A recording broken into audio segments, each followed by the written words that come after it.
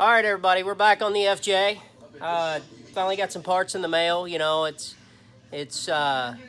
we're under the quarantine just like everybody else, so we're mail ordering stuff as much as we can, and just trying to stay home, you know, staying home and staying away. But anyway, back to what we got going on. So what we did here is CVF makes a pulley that fits on a fan clutch water pump, and the fan clutch water pump is quite a bit shorter than the non-fan clutch water pump. So we used a fan clutch water pump and a CVF two-ring pulley, and as you can see from the alternator here, everything lines up pretty daggone nice. It was way out of line before, so we've got new water pump, CVF aluminum pulley, factory alternator, and then it allows us, there's enough clearance here, right here, to run this electric fan and the aluminum radiator. So I think it's gonna help our clearance problems, maybe free up a couple extra horsepower, not having to turn that fan all the time, and it looks good too. So we next thing we're gonna do is put the filler neck on. If y'all remember correctly, this is the upper neck here. I had to order a new lower one because of the studs broke off, and then this ear was broken off. So it's just a matter of getting this stuff back together. Got the upper radiator neck on. Got the thermostat in place. Rubber gasket evidently goes here. Thermostat gasket goes here. It's recessed, and then the cap goes on from there.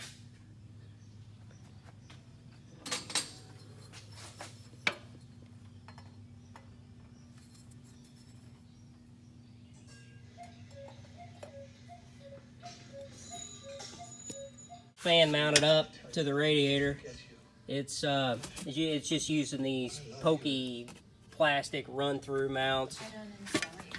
They run through to the front side, as you can see here. Just 4 of them. But we got this baby mounted up. It covers pretty good. I think it'll provide plenty of cooling for this engine. Sorry.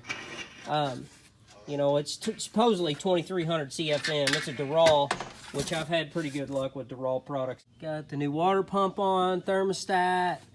Got all this baby mounted up. Got all the vacuum lines ran. Looks like a mess right now. I've still got to clean everything up and hook up a bunch more wiring and put the throttle cable in. But throttle body's in. Got the fan. You know, got the fan mounted. We've got it here. I kicked it on. It pulls a lot of air. We've got vacuum lines in, fuel pump, and we're starting to wire. We got the relay pack for the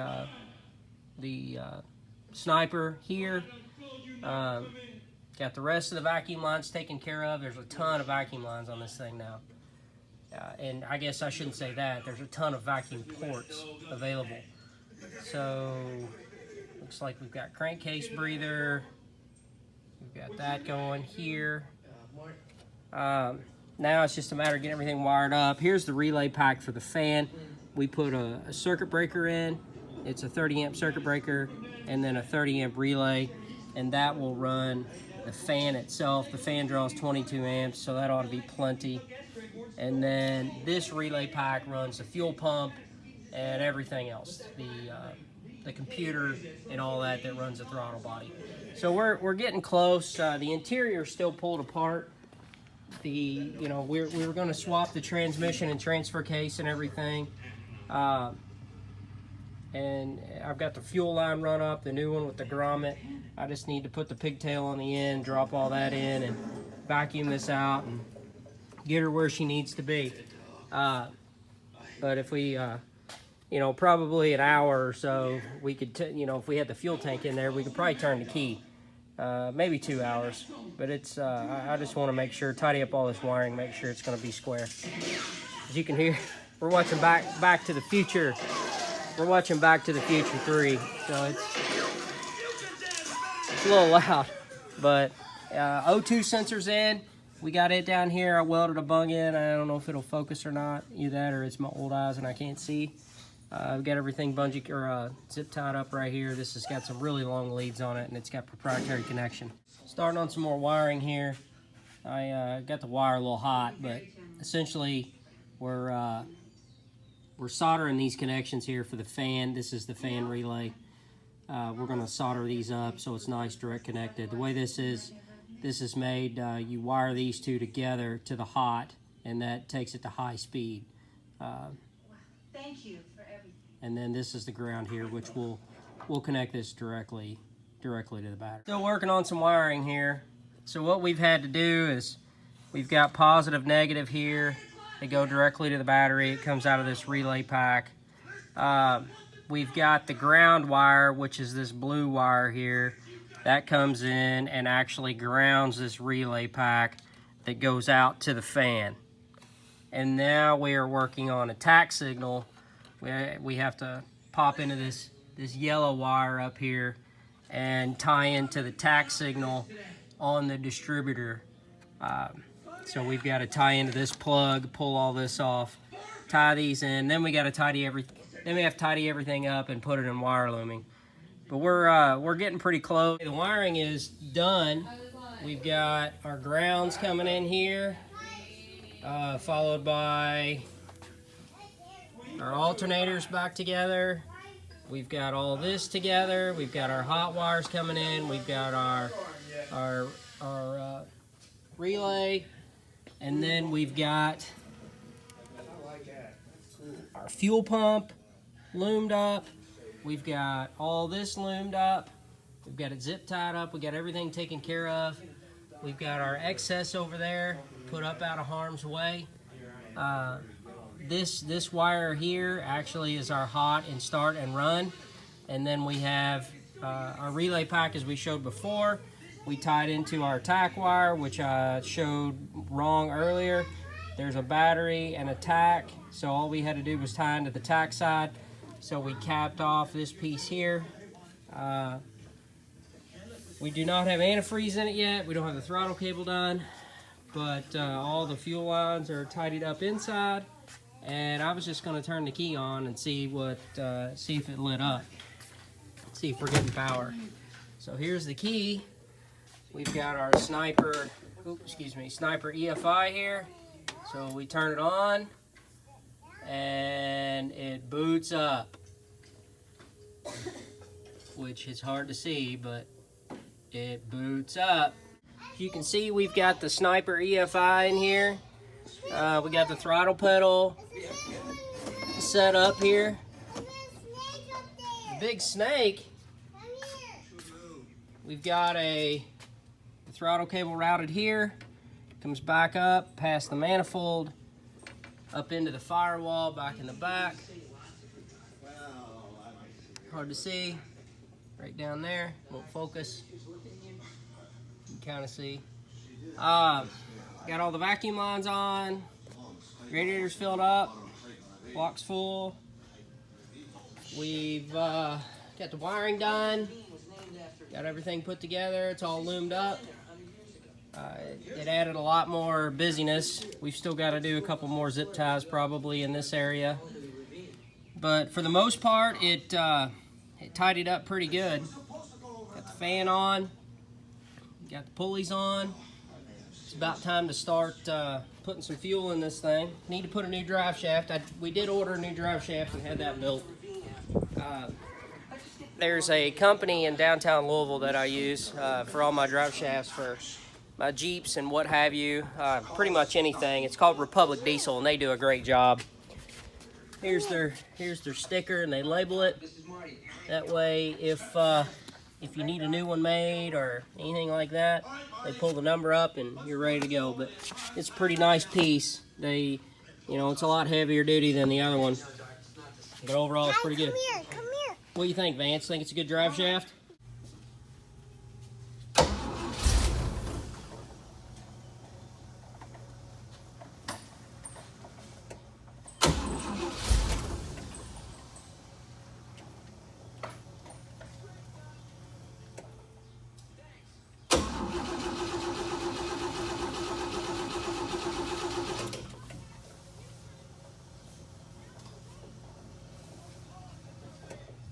I think I've got a problem with cutting out the power to this. When the ignition turns on, this thing goes off, which we can't have that. If I'm not mistaken, that's what's happening. Yep.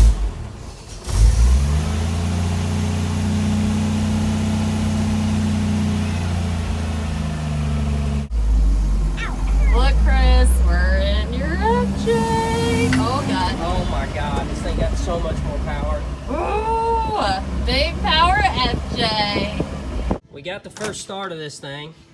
It actually runs really good. It seems like it's got a lot more horsepower. Got the interior put back in, the seats, the seat frame. We figured out our wiring issue. It's now, it boots up. Fires right up, and then it'll settle right back down and close loop. You see it click right here, close loop. And when it's warm, it idles about 790. So I've been real happy with the drivability. It totally changed this thing. Right now we're working on the brakes. We've got this master cylinder here. This is the one that came, or the one that they did the brake swap with. And it seems to, it's got real soft pedal. It stops, but it's got a real soft pedal. So I'm gonna swap it with this other one, and if I looked at the numbers correctly, this is actually a bigger master cylinder. It's got a bigger bore. So, which should firm the pedal up a little bit and move some more fluid. Didn't have a brake bleeder system, so I had a couple pieces of line here and just made my own real quick. I wanted to try to get a shot of this. Bench bleeding a master cylinder is always very, very important. If you look inside here, I'll pump it a little bit.